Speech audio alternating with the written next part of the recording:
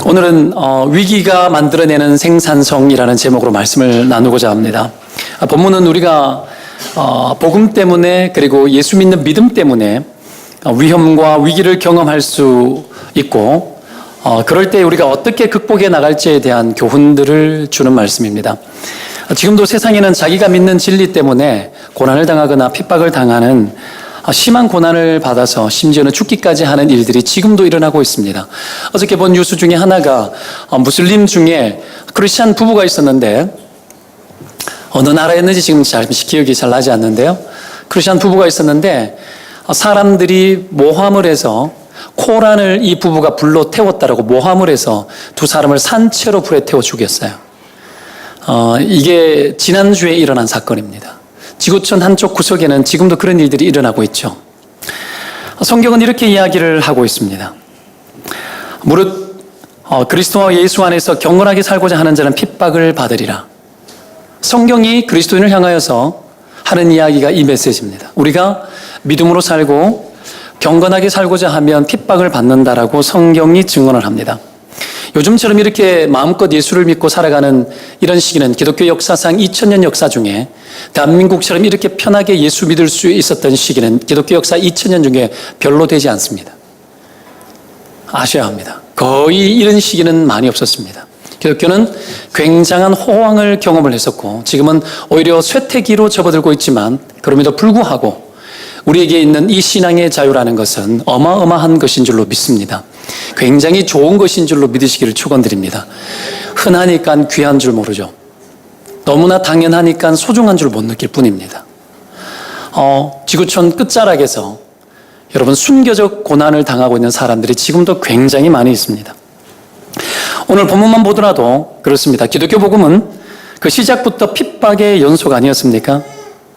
이 기독교 초기의 시기, 이 시기는 예수 믿는 것 자체가 위험했습니다. 그리고 예수 믿는 것 자체가 위기를 끌어안고 있는 것이었습니다. 오늘 성경을 보면 이렇게 위험한 복음을 가지고 사도들은 복음을 증거했습니다. 담아 가지고만 있는 것이 아니라 그 복음을 증거하기 시작을 했던 거죠. 내가 어떻게 되어질지 장담이 되지 않는 이 복음을 여러분 증거하기 시작했을 그때에 오히려 심각한 핍박을 받았고 심각한 핍박을 받았음에도 불구하고 오히려 복음의 역사는 더 강력하게 진전되어졌다는 것을 사도행전의 역사를 통해서 볼 수 있습니다. 간단히 내릴 수 있는 결론 한 가지가 있습니다. 그것이 뭐냐면 복음은 위험하고 복음은 위기를 가져다 줄 그때에 오히려 복음은 더 생산적으로 변화되더라는 거예요. 신자의 삶도 마찬가지입니다. 오히려 고난이 있고 압박이 있으면 더 생산적인 삶을 살 수 있습니다. 그러니까 제가 20대 때 돌아가신 첫째 누님이 저를 좀 많이 예수 믿는 것뿐 아니라 여러 가지로 나를 좀 이렇게 좀 괴롭히고 좀 했던 적이 있었습니다. 일종의 핍박이죠. 근데 그때 20대 때 아닙니까? 오히려 더 용기가 나더라고요. 오히려 핍박을 받아 내가 하나님의 사람이라는 증거들이 더 명확해지고 내가 더 강해지는 것을 느낄 수 있었습니다. 제가 빛이 하나도 들어오지 않는 10달에 150만 원 하는 자취방에서 산 적이 있었는데 대구 시내 한복판에 150만 원이면 되게 싼 겁니다. 되게 싼 거고 문을 열면 이 수도꼭지가 하나 있고 거기에서 세수를 하고 바퀴벌레는 아니군요. 그 귀뚜라미가 몇백 마리가 이렇게 같이 동거하는 그런 곳에서 생활을 한 적이 있었는데 그 집 주인이 이단이에요. 이단이었습니다. 근데 저에게 이렇게 자꾸 접근을 하고 했지만 제가 아주 냉철하게 25살 때군요. 25살 때인데 냉철하게 아저씨는 주인이고 나는 새대로 사는 사람 관계 이상의 어떤 관계도 아니니까 나에게 접근하지 마라. 나는 예수를 믿고 있고 내가 믿는 예수 그리스도에서 나는 만족하고 살고 있으니까 나에게 접근하지 마라. 그러면 그랬는데도 계속 이렇게 자기 이렇게 책자 같은 걸 내 방문 앞에 갖다 놓고 막 그러더라고요. 근데 그렇게 당돌하게 막 이렇게 했는데 하루는 학생 건방진데 막 너보고 그랬어요. 근데 그때는 잘 몰랐는데 여름이 되었습니다. 하루는 여름이 됐는데 마당에서 만났는데 이 아저씨가 반바지를 입고 나왔어요. 반바지를 입었는데 반바지 밑으로 용 문신 용꼬리가 이렇게 나와 있는 거예요. 이 조폭 출신이었던 거예요. 꼬리가 여기 다리에 내려와 있으면 뭐죠? 위통을 벗으면 용이 감고 있다는 얘기예요. 그래도 믿음은 우리로 하여금 용기를 내게 합니다. 그게 겁나지 않았습니다.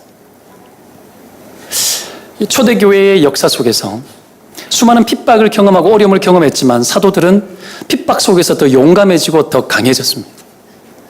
신자의 믿음이란 그런 겁니다. 오히려 위기가 왔을 때 더 생산적으로 바뀌고 더 강력한 능력을 발휘하더라는 거예요. 이것을 회복하시기를 주의 이름으로 축원드립니다. 사도들이 저항을 하거나 싸우지 않았어요. 그냥 계속 당했습니다. 계속 당했는데 기독교의 복음, 이 복음은 왕성했습니다. 세상의 연병이라 핍박을 가했는데도 멈추어지지 않는 거예요. 이게 복음의 역사였죠. 그렇다면 여러분, 이런 우리 인생 가운데 믿음 때문에 혹 믿음이 아닐지라도 신자의 삶에 있어서 다가오는 많은 위기 상황, 이 위기가 가져다주는 생산적인 삶을 경험하기 위해서, 아니면 이 위기를 생산적으로 바꾸기 위해서 우리가 어떻게 살아가야 되겠습니까? 오늘 성경은 우리에게 몇 가지 교훈을 던지고 있습니다. 첫 번째, 도울 자를 만나고 하나님의 보호를 경험하십시오. 위기 속에서 도울 자를 만나고 하나님을 경험하십시오. 하나님의 보호를 경험하십시오. 하나님은 그렇게 하실 분이십니다. 오늘 보면 33절은 이렇게 시작되어집니다. 한번 읽어보겠습니다. 시작. 그들이 듣고 크게 노하여 사도들을 없이 하고자 할세. 사도들이 옥에서 하나님의 도움을 입어서 나오게 되었고 또 잡혔습니다. 이게 두 번째입니다. 그리고 신문을 받고 있습니다. 신문을 받는데 오히려 복음을 능력 있게 전하지 않습니까? 복음을 붙든 자가 능력자입니다. 힘 있는 자가 갑이 아니고요. 영적 세계는 복음을 붙든 자가 갑인 겁니다. 영적 세계를 읽어드리십시오. 믿음으로 살아가고 복음을 붙들고 살아가는 사람들이 갑입니다. 세상의 질서는 진리로 붙드는 거고 진리로 잡아내는 거고 하나님의 사람들이 세상의 질서를 잡아나가고 통치 질서를 만들어가는 자리에 있다는 걸 믿으시기를 축원드립니다. 하나님께서 온 우주의 통치자 되시는 것처럼 여러분, 우리를 부활시키시고 하나님 보좌 우편에 앉으신 예수 그리스도와 함께 그 자리에 우리를 앉히셨다고 이야기했고, 우리가 이 땅에 살아가지만 우리의 보좌는 하늘에 있습니다. 그리고 온 우주 만물을 통치하는 그 모든 질서를 진리를 통해서 하게 하셨죠. 이게 우리의 위치고 우리의 신자의 신분의 자리입니다. 때문에 여러분, 초대교회의 이 사도들은 그 위치 속에서 자기들의 역량들을 마음껏 발휘했죠. 핍박을 받았음에도 불구하고 오히려 죽이겠다라고 이야기했음에도 불구하고 이들은 복음을 증가하는 자리를 물러나지 않습니다. 그런데 오늘 보십시오. 죽이려고 했어요. 급박한 상황이에요. 본문의 표현들은 없이 하고자 할세라고 나와있지만 사실은 굉장히 급박한 상황이에요. 급박한 상황. 그 상황인데 생각지도 못했던 아무런 관계가 없었던 한 남자가 등장합니다. 가말리엘이라는 바리새인 교법사. 이 사람이 굉장히 유명한 사람이었는데 이 사람이 나타나서 제자들을 보호하고 두둔하기 시작합니다. 이 사람이 누구냐 하면 가말리엘. 생각나는 사람이 누굽니까? 사도 바울의 스승입니다. 사도 바울은 가말리엘 문화에서 배웠습니다. 그 스승이 보호하고 있는 거예요. 이 뒷장 6장에 넘어가면 초대교회에 7 집사를 세웁니다. 그리고 난 후에 바로 스데반이 핍박받아 돌 맞아 죽는 장면이 바로 뒷장에 나옵니다. 근데 그 스승이 자기의 제자는 사도들을 죽이는 것을 합당하게 여기고 핍박을 합당히 여겼는데 그 스승은 어찌된 영문인지 오늘 제자들을 비호하고 보호하기 시작을 하는 거죠. 여러분, 여기서 우리 하나 얻을 수 있는 큰 교훈이 그겁니다. 우리가 믿음으로 살아갈 때 하나님은 우리가 생각지도 못한 방법으로 우리를 도우시는 줄 믿으시기를 바랍니다. 하나님은 그 도움의 손길들을 지금도 여러분 갖고 계시고 지금도 도울 자를 붙이시고 보호하시고 위기 속에서 얼마든지 생산적으로 살 수 있도록 우리와 함께하는 분인 줄 믿으시기를 축원드립니다. 성경 이야기 그래요. 다니엘 같은 사람들이 여러분 이방 나라에 바벨론에 잡혀갔지만은 환관장이 돕지 않습니까? 숨어있는 하나님의 사람들, 믿지 않는데도 신자를 돕는 여러분 모든 불신자들까지 하나님은 움직이셔서 하나님의 일들을 조력하고 주의 나라를 이루어 나갑니다. 이게 하나님의 시스템입니다. 이런 일들이 일어나는 거죠.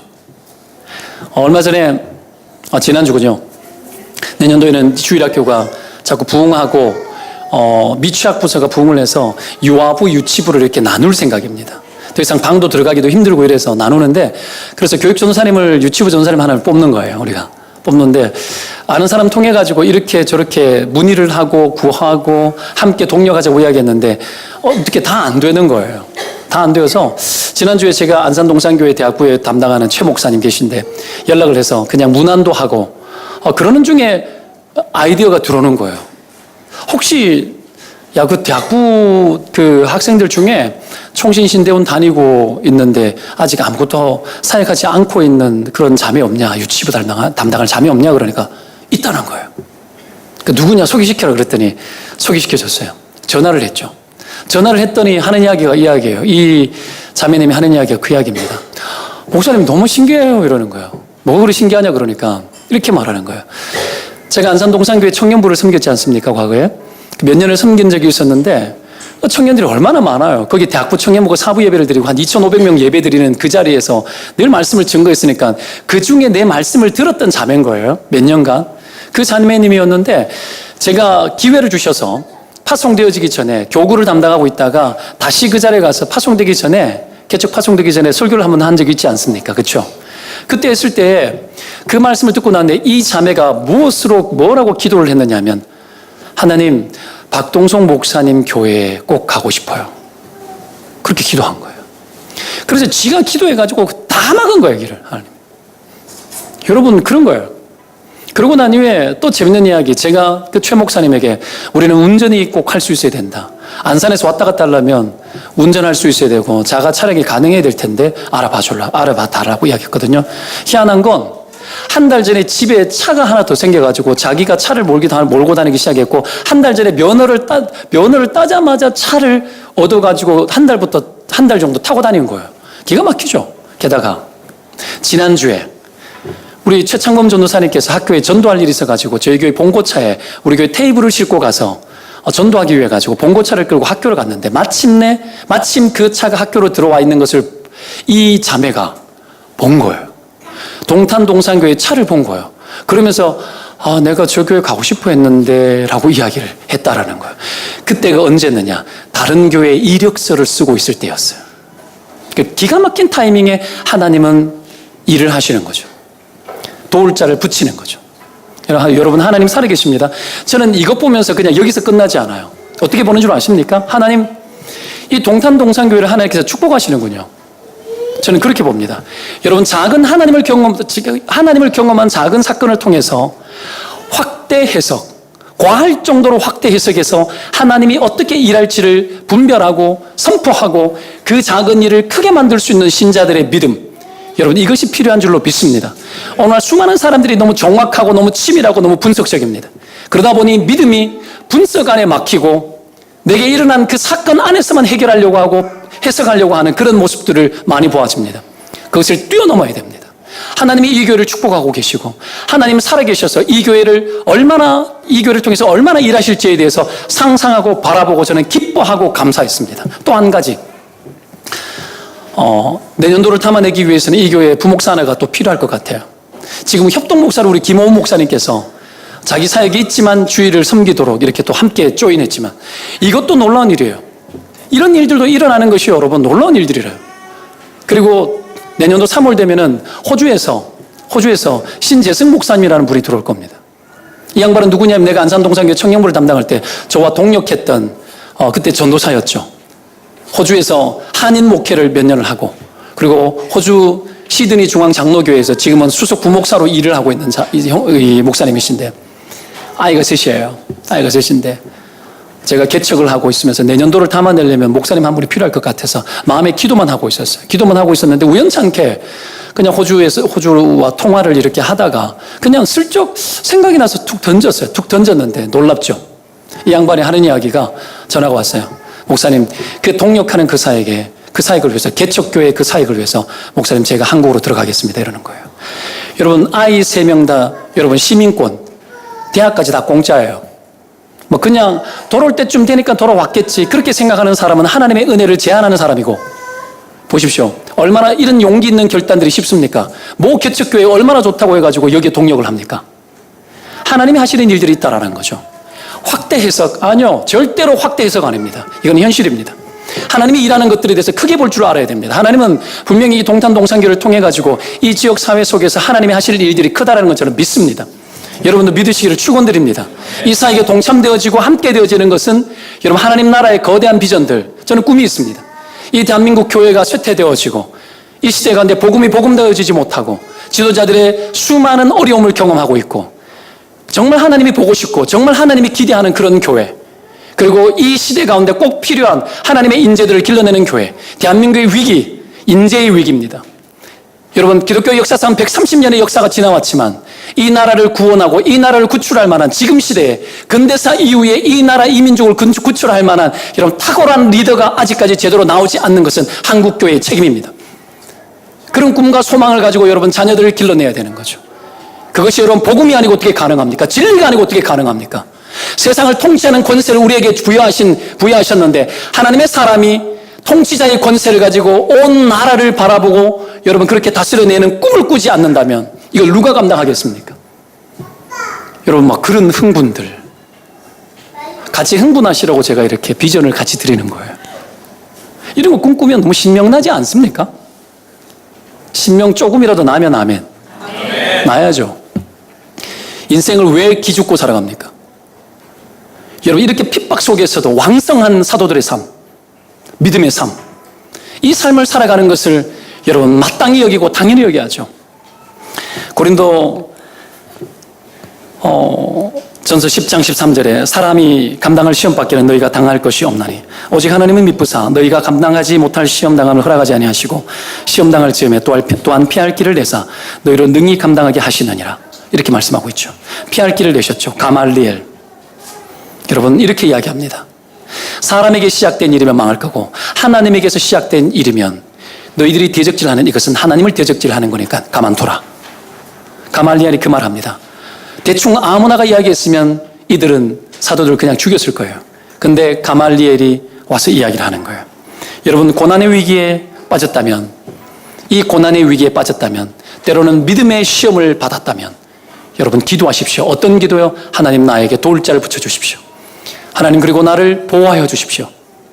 나를 믿음으로 살면 믿음의 삶을 살고 고난 속에서도 믿음의 삶을 뚫고 지나가서 마음껏 하나님의 뜻을 이룰 수 있을 만큼 하나님 나에게 사람을 붙이시고 하나님의 보호로 나와 함께하여 달라고 기도해야 됩니다. 왜 그래야 되는가? 우리가 이번 달부터 12월 달 그주말 그쌤 큐티집 2,000원, 큐티 한 번 잘하면 2,000원짜리 샀다가 2천만 원짜리 인생이 될 줄로 믿습니다. 2억이 될 수도 있습니다. 은혜 받으면 끝장나는 거예요. 인생이 왜 망하는데요? 은혜 못 받아 망하지. 여러분 신앙의 자급자족 이 잘해야 됩니다. 2,000원 주고 다 사가시기 바랍니다. 남기지 말았으면 좋겠습니다. 여하튼 이번 달엔 제 칼럼도 있습니다. 내 몸 안에는 개척의 피가 흐른다. 제 칼럼도 있으니까 읽어보시기 바랍니다. 재미있습니다. 재미있고 그 글 쓰는데도 2,000원 이상 투자했다는 걸 아시길 바라고. 자, 뭐냐 이게 에스더서를 이번 달에 큐티로 들어갑니다. 에스더가 누굽니까? 이방 나라의 왕후가 되었지 않습니까? 유대인으로 어떻게 되어져? 거기 이방 나라의 왕후가 유대인으로서 들어갈 수 있었는지는 기가 막힌 신비한 일입니다. 근데 어느 날 어떻게 합니까? 모함에서 모든 유다 백성들이 몰살당할 위기 속에 에스더가 죽으면 죽으리라는 각오로 왕 앞에 나아가지 않습니까? 이방 나라 왕에게는 어떤 법이 있었느냐면 부르지 않으면 나아갈 수 없는 법이 있었습니다. 왜요? 왕을 죽일 수도 있었기 때문에 꼭 불러야만 갔습니다. 그냥 왕이 부르지 않는데 나아가는 것은 왕을 위험하게 만드는 거고 왕을 굉장히 심란하게 만드는 이야기 아닙니까? 그래서 함부로 나아갈 수가 없었죠. 근데 에스더가 죽으면 죽으리라 그 각오를 하고 나아가지 않습니까? 어떻게 3일 동안 금식하고 기도하고 도와달라고. 그리고 딱 갔는데 어떡합니까? 호를 내밀죠. 요즘 성경은 규라고 나옵니다. 규라고 나오는데 호를 내밀었고 왕후 에스더가 그 호를 잡았어요. 30일 동안 왕이 부르지 않았던 시간이었습니다. 근데 정말 재밌는 것은 이 왕이 글을 볼 때 성경이 이렇게 표현합니다. 에스더가 사랑스러워 보였다. 기가 막힌 거예요. 굉장한 러브 스토리예요, 이거. 사랑스러워 보였다. 이건 사랑스러워 보일 타이밍이 아니에요, 사실은. 하나님이 이방 나라의 왕의 마음도 움직입니다. 하나님은 나라는 여호와의 것이요 여호와는 열방의 주제라고 분명히 이야기하고 있습니다. 하나님은 그 왕의 마음을 움직여서 에스더를 통해서 그 민족적 위기를 구원하는 거죠. 하나님은 그런 분이십니다. 순간 위기지만 하나님이 돕는 거죠. 얼마 전에 아내가 교회 앞에서 교통사고가 났습니다. 차가 이렇게 지하에서 올라와서 빠져나가야 되는데 요 마트 앞에 누가 차를 먼저 들이대고는 이 뒤쪽에는 아내 쪽이 이쪽에는 차가 쭉 나열했고 이쪽에는 한 대가 있었는데 아내가 이렇게 당신만 빼면은 다 풀어질 것 같다라고 이렇게 했는데 그래도 내가 먼저 됐기 때문에 뒤에서 다 빼야 된다라는 거예요. 그거 보고 무식이라고 이야기하는 겁니다. 여러분 그러면 안 돼요. 다 막혔는데 지가 먼저 왔다고 해가지고 지가 온 거야. 이쪽 도로는 짧고 저쪽 도로는 긴데 먼저 자기 머리가 들어왔겠지. 그 속에서 아내가 하도 기가 막히니까 안 되니까 어떻게 할 수 없잖아요. 그래서 후진해서 또 어떻게 돌리다가 후진하다가 뒤에 차를 또 박았어요. 박았는데 못된 사람 만났으면 차문 열고 굴렀겠죠. 그죠? 막 이럴 수 있잖아요. 근데 내리더니 이렇게 살피더니 괜찮네. 그냥 가자고. 호인을 만난 거죠. 여러분 이런 것 모두도 하나님의 나는 은혜라고 나는 생각을 합니다. 별것 아닌 시시한 것도 하나님의 은혜라고 보는 사람은 복이 있을진저 복 받으시길 축원드립니다. 왜 좋은 것을 좋게 해석 못합니까? 조그만 하나님의 어떤 흔적, 그냥 일어난 사건도 하나님의 흔적으로 보고 하나님의 도움의 손길로 보고 그렇게 가야 돼요. 인생은 여러분 그런 겁니다. 그렇게 볼 수 있어야 됩니다. 그래야 행복해지고 그래야 믿음의 삶을 그렇게 살아갈 수 있는 겁니다. 그것이 근거가 되어서 여러분 확대 해석, 그냥 확대 해석이 아닙니다. 와, 하나님이 진짜 대단한 분으로 이렇게 느낄 수 있어야지. 별것 아닌 것 속에서도 하나님의 살아계심을 느낄 수 있어야죠. 이게 여러분 하나님의 보호라는 거죠. 느헤미야 예루살렘 성벽을 건설하고 싶었습니다. 기도하고 통곡하고 눈물을 흘리며 국가를 위해서 울었습니다. 그리고 기도하는 마음 가운데 하나님께서 예루살렘 무너진 그 성벽을 자기가 직접 재건해야 되겠다는 마음을 받았습니다. 그러고 난 후에 1장 끝절에 느헤미야 1장 끝절에 이렇게 기도합니다. 오늘 종이 형통하여 이 사람들 앞에서 은혜를 입게 하옵소서. 그렇게 기도하고 난 후에 2장으로 딱 넘어갑니다. 그때 내가 왕의 술관원이 되었다라고 1장 끝에 이야기하고 2장으로 딱 넘어갔는데 1절에 포도주를 왕께 드렸습니다. 그때 이렇게 기록되어져 있습니다. 이전에는 내가 왕 앞에서 수심이 없었더니 왕이 내게 이르되 내가 병업권을 어찌하여 얼굴에 수심이 있느냐. 이는 필연 내 마음에 근심이 있음이로라. 이렇게 이야기합니다. 이 이야기를 왕이 이야기합니다. 자기도 모르게 그랬던가 봅니다. 느헤미야가 심히 두려웠다고 합니다. 왜요? 포도주를 술관원장은 왕의 흥을 돋고 왕에게 독살의 음모가 있기 때문에 굉장히 신뢰받는 고위 관직입니다. 장관급입니다.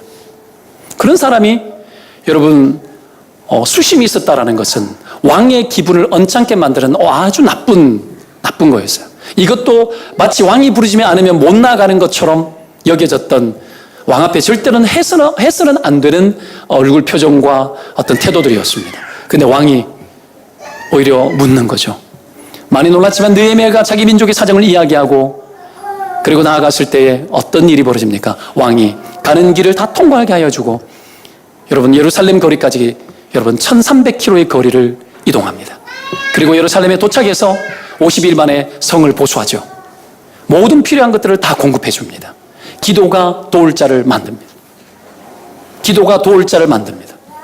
여러분 기도하시기를 주의 이름으로 축원드립니다.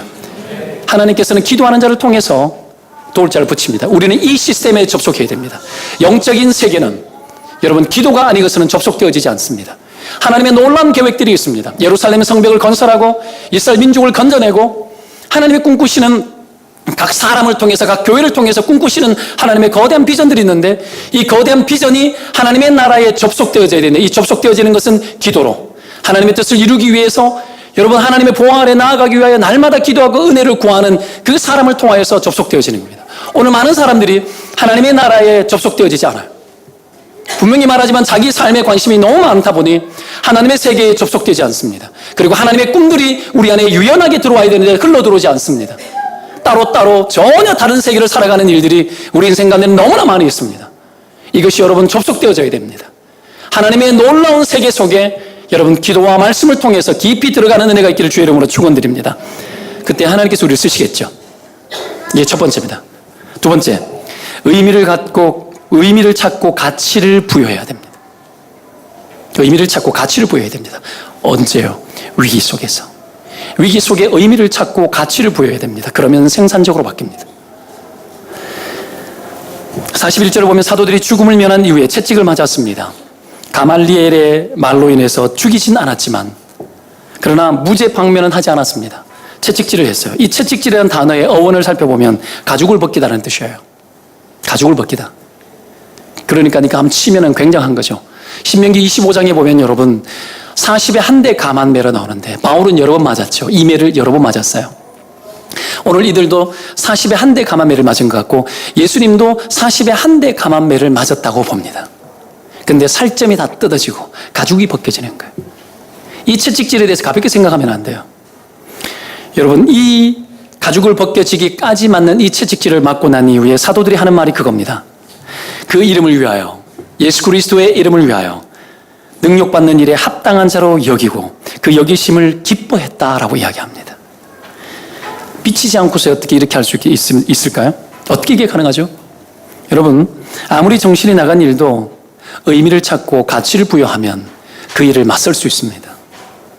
아무리 안 되는 것 같고 아무리 험난한 일일 것 같을지라도 의미를 찾고 가치를 부여하면, 영적 가치를 부여하고 하나님이 주시는 뜻과 의미를 발견하기 시작하면 그것도 생산적인 일로 변화되기 시작합니다. 오히려 핍박받고 이들은 더 강해졌습니다. 여러분, 그러면 이들이 찾은 의미와 가치 부여가 뭡니까? 그건 이 핍박이 예수 그리스도의 이름을 위하는 일이라는 가치 부여입니다. 예수 그리스도를 위한, 신자에게 있어서 최고의 가치는 예수 그리스도를 위하는 겁니다. 하나님 나라를 위하는 겁니다. 로마서 8장 17장 18절 말씀을 제가 읽어드리는데요. 자녀이면 또한 상속자, 곧 하나님의 상속자요 그리스도와 함께 한 상속자니 우리가 그와 함께 영광을 받기 위하여 고난도 함께 받아야 할 것이니라 생각한대. 현재의 고난은 장차 우리에게 나타날 영광과 비교할 수 없도다. 여러분, 예수 그리스도와 우리가 하나님의 상속자래요. 공동 상속자라고 나옵니다. 공동 상속자. 하나님은 하나님의 모든 것들을 우리에게 다 상속시켜 주기를 원해요. 특별히 하나님의 구원의 역사를 우리에게 다 상속시켜 줍니다. 그 구원의 역사를 상속시켜 주는데 그 구원의 역사를 상속된 그것을 오늘 성경 로마서 8장 읽어드린 말씀에는 무엇으로 나오냐면 영광이라는 말로 나옵니다. 영광. 우리가 그 영광을 얻기 위하여 핍박도 함께 받아야 된다는 거예요. 그 영광을 얻기 위하여 예수 그리스도가 성육신하고 십자가에 죽으시고 부활하셔서 하늘 보좌 우편에 앉으셔서 영광 받으셨어요. 그리고 빌립보서 2장의 기록에 의하면 하늘에 있는 것, 땅에 있는, 땅 아래 있는 모든 것들이 예수 그리스도의 이름 앞에 무릎 꿇게 하셨대. 모든 이름 위에 뛰어난 이름을 주사. 예수 그리스도의 이름을 그렇게 만든 거예요.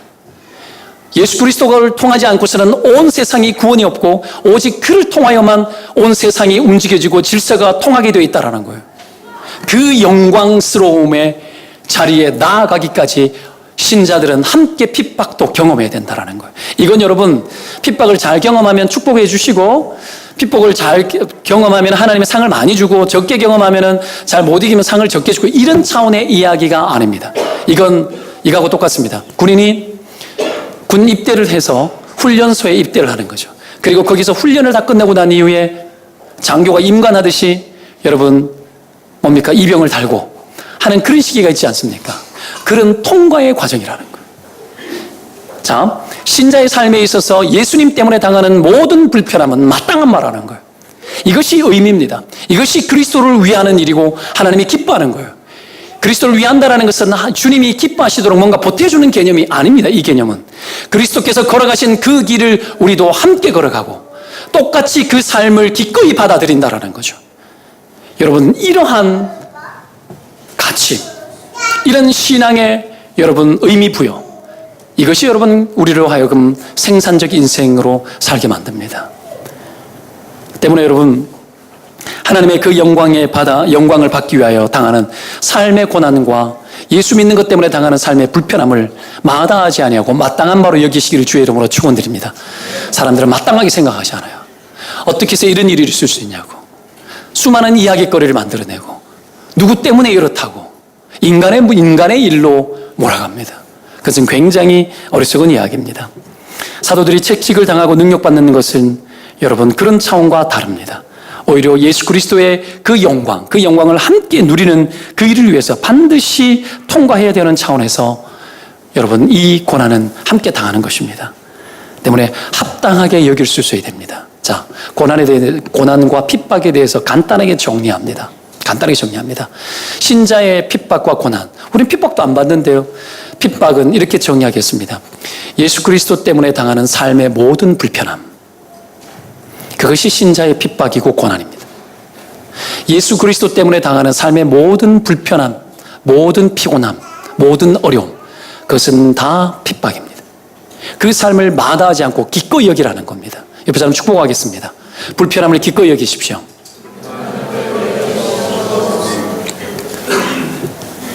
그렇게 할 때에 우리는 생산적 인생을 살 수 있습니다. 그것 자체가 우리를 생산적으로 만들고 그것 자체가 어마어마한 하나님의 능력을 발휘하게 합니다. 초대교회의 역사는 핍박을 받는 것으로 강력해졌습니다. 복음의 확장이 있었습니다. 때문에 불편함을 마다하지 않고 마땅히 여기는 이 태도가 신자의 태도의 기본입니다. 마지막으로 위기가 올 때 멈추지 말고 하던 일을 계속해야 합니다. 이것이 세 번째 교훈입니다. 42절을 보면 핍박을 받았지만 그들이 날마다 성전에 있든지 집에 있든지 예수는 그리스도라고 가르치기와 전도하기를 그치지 아니했다, 이렇게 나옵니다. 초대교회의 특징이 뭡니까? 그건 쉬지 않는 겁니다. 초대교회의 특징, 쉬지 않음. 주님도 쉬지 않습니다. 주무시지 않고 졸지도 않죠. 우리가 부르는 찬양 중에 이런 찬양이 있습니다. 세상 모든 민족이 구원을 얻기까지 뭐하지 않는 하나님? 쉬지 않으시는 하나님, 주의 손과 발 되어 세상을 치유하며 주 따르게 하소서. 이거 아닙니까?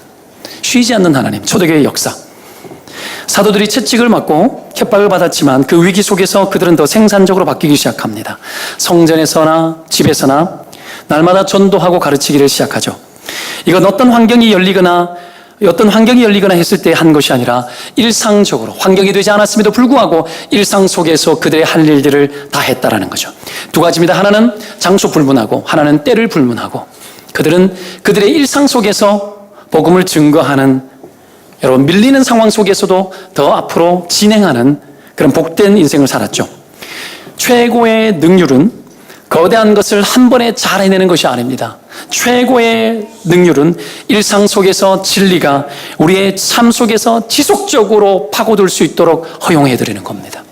우리의 일상 속에서, 가정 속에서, 교회 생활 속에서, 흔해 빠진 여러분 직장 생활 속에서, 흔한 만남 속에서, 그 일상 속에서 예수 그리스도의 주되심을 주장하고 고백하고 가르치고 말하고 전도하고, 이 일상의 위력, 이 일상의 위력이 진짜 위력입니다. 초대교회의 위력은 일상의 위력이었습니다. 이 일상의 위력을 회복하시기를 축원드립니다. 여기에 의미가 있습니다. 지난주에 금요일날에 안산 여셀이 VIP 셀 행복 파티를 했습니다. 셀 행복 파티. 거기에 3명의 젊은 20대 아줌마들이 초대되어졌어요. 26, 27. 이 또래의 아줌마들이 들어온 거예요. 교회에 오기는 힘들죠. 그러나 가정에 들어가기는 쉽습니다. 셀 행복 파티. 각자 음식을 하나씩 준비를 하고 계속해서 기도했고 저도 기도하고, 그날 아침 셀 행복 파티 하기 전에 황수진 집사님께 전화를 해서 또 기도해드리고 잘해오라고 했더니 3명의 사람들이 초대되어 왔습니다. 아기가 아프고 막 누구는 병원에 입원해 있고 막 이런 상황 속에서도 어떻게 합니까? 밀리지 않고 고고한 거예요. 해서 3명의 사람이 초대되셨죠. 너무 멋지지 않습니까? 생활 속에. 교회 오기는 힘들어도 여러분, 우리의 생활 속에서 그들을 만나기는 쉽습니다. 아이들 어린이집 보내놓고 옆집 언니 우리 집에 커피 마시러 와. 내가 핸드드립해서 맛있게 내려줄게. 어떻게 합니까? 제가 핸드드립을 좀 잘합니다. 내려가지고 커피 마시면서 과일 어떡합니까? 과일 쪼개가지고 먹고 마시면서 언니 오늘 얼굴이 왜 그래 푸석해? 어머 샘플이지만 이거라도 발라봐 하고 막 주고 그거죠. 일상의 능력이 있어야지. 일상의 능력이 있어야죠. 여러분, 우리의 일상이 하나님 보실 때 합당해야 됩니다. 많은 기독교인들이 여러분 막 인격도 안 되고 일상도 안 되면서 막 거대한 것을 꿈꾸고 어리석은 짓입니다. 여러분, 우리의 성품도 안 되는데 영성을 막 논하고 일상이 안 되면서 뭐 큰 걸 하겠다고 이야기하고 웃기죠. 여러분, 사도들도 가정에서 자기 집안부터 다스리고 가정들이 모여있는 일상 속에서 능력을 발휘했어요. 하나님이 원하는 건 이겁니다. 진짜 위력적인 건 이거예요. 로마가 여러분 왜 기독교가 국교화되어지기까지 된 줄 아십니까? 그 비하인드 스토리 중에 로마가 워낙에 타락하고 부패하고 귀족 자녀들 중에 여자들 중에 처녀가 없었습니다. 이해되어지십니까? 근데 로마의 귀족들이 찾아보니까 성품이 괜찮고 순결하고 괜찮은 여자 찾아보니까 다 기독교인인 거야. 그래가지고 여러분 여자들이 개종한 기독교인 여자들이 귀족 집안에 시집을 가서 거기에서 어릴 적부터 아이들을 복음으로 교육시키는 역사의 기록들이 있어요. 여러분, 그런 것이 가정 속에서 막 일어나가지고 나중에 로마가 국교화되어져. 물론 국교화되어지면서 교회는 또 타락했죠. 중세 그 긴 시간 동안에 또 타락하고 교회의 역사는 어두웠습니다. 그럼에도 불구하고 복음이 흥왕할 때는 언제였느냐? 가정 속에서, 일상 속에서 복음을 붙들고 잘 믿을 때에 가장 강력한 역사가 있었다는 걸 여러분 믿으시기를 축원드립니다. 세상 바쁘죠?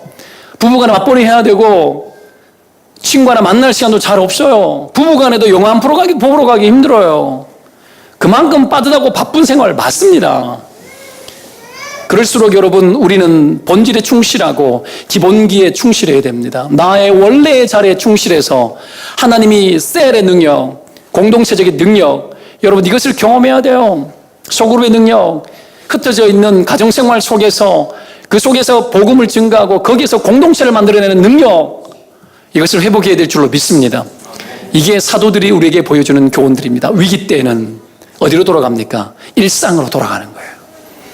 일상으로 돌아가서 여러분 다시 우리의 자리에서 하나님이 원하시는 일들을 감당하는 겁니다. 이걸 잘하기 위해서 배워야 될 자세가 한 가지가 있습니다. 그게 뭐냐면은 핍박보다 압박보다 더 우월한 영적 리듬을 회복하라. 내게 다가오는 공격보다도 더 우월한 영적 리듬을 회복해야 됩니다. 사도들이 자기들이 하는 일을 계속할 수 있었던 이유가 그겁니다. 42절 한번 읽어보겠습니다. 42절 끝절 시작. 그들이 날마다 성전에 있든지 집에 있든지 예수는 그리스도라 가르치기와 전도하기를 그치지 아니하니라. 보십시오. 전도하기를 그치지 아니하니라. 이 말은 이 상황은 그쳐야 될 상황이었다라는 거예요. 그럼에도 불구하고 그치지 않았다라는 것은 이 압박보다도 더 우월한 도전들을 했다라는 얘기입니다. 때문에 이 우월한 영적 리듬을 회복하는 것은 너무나 중요합니다. 어둠이 오고 어려움이 오면 사람들은 조급하게 중단하려고 합니다. 어려움이 와도 하던 일을 지속하고 계속해야 되는데 그러려면 여러분 오히려 더 우월한 리듬을 만들어내야 돼요. 여러분 삶 가운데 어떤 어려움이 있습니까? 어떤 위협이 있습니까?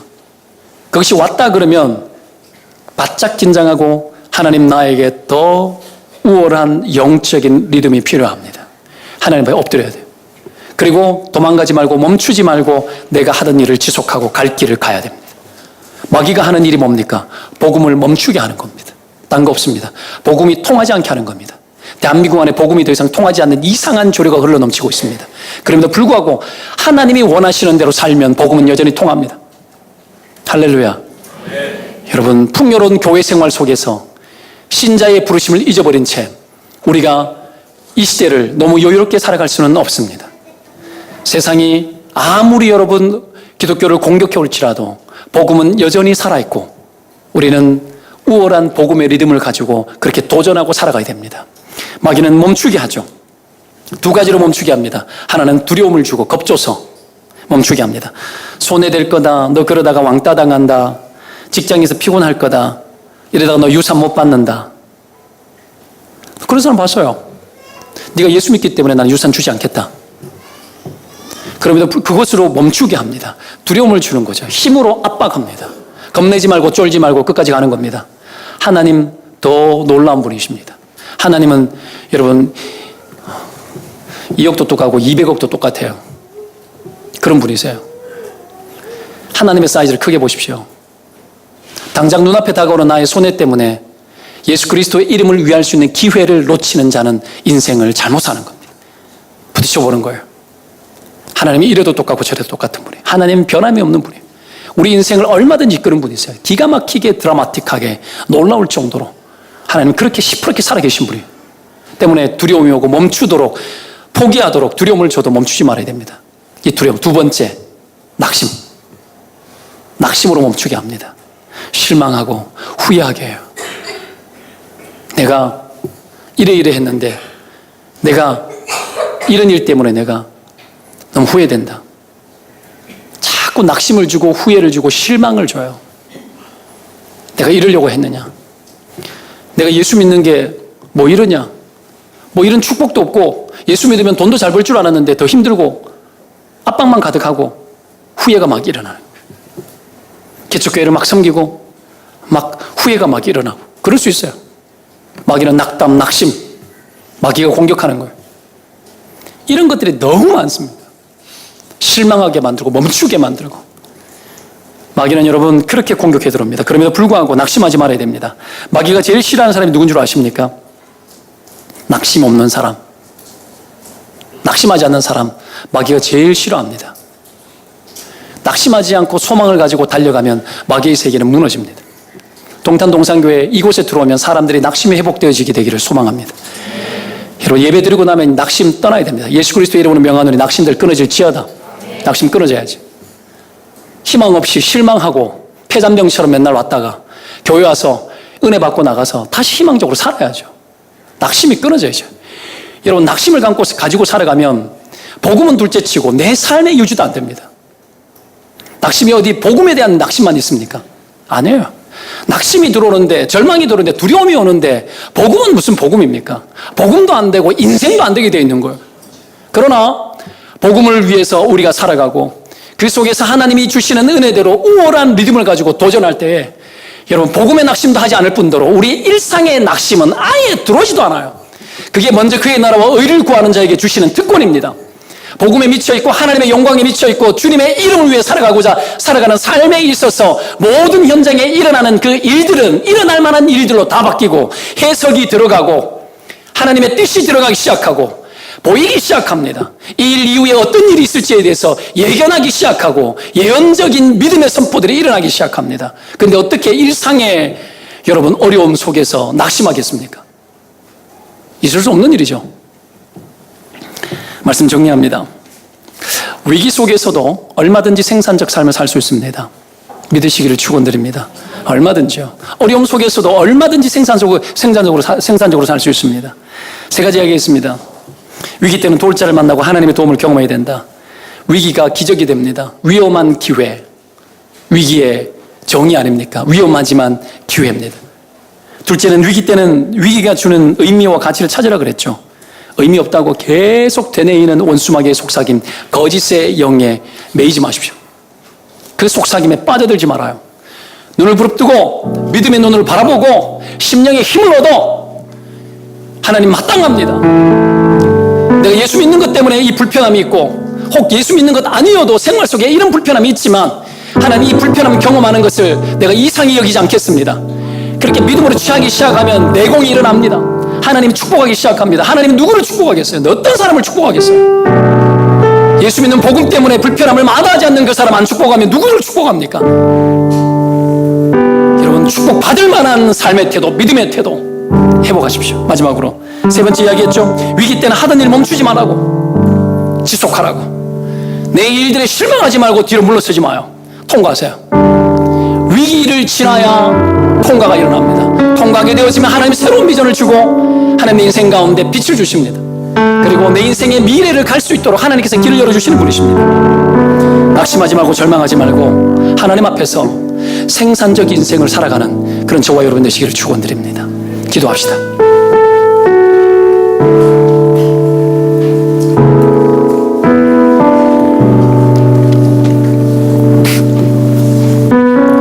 성경이 우리에게 보여주는 것, 2000년 전 사도들의 삶의 현장 속에 있었던 복음의 역사, 여러분 이 오늘 성경의 교훈을 보면서 여러분은 어떤 것을 기도하고 싶으십니까? 무엇을 기도하고 싶으십니까? 어떤 난처함과 어려움에 처했습니까? 여러분 그거 붙들고 기도해야죠. 하나님의 뜻이 거기에 이루어질 줄 믿습니다.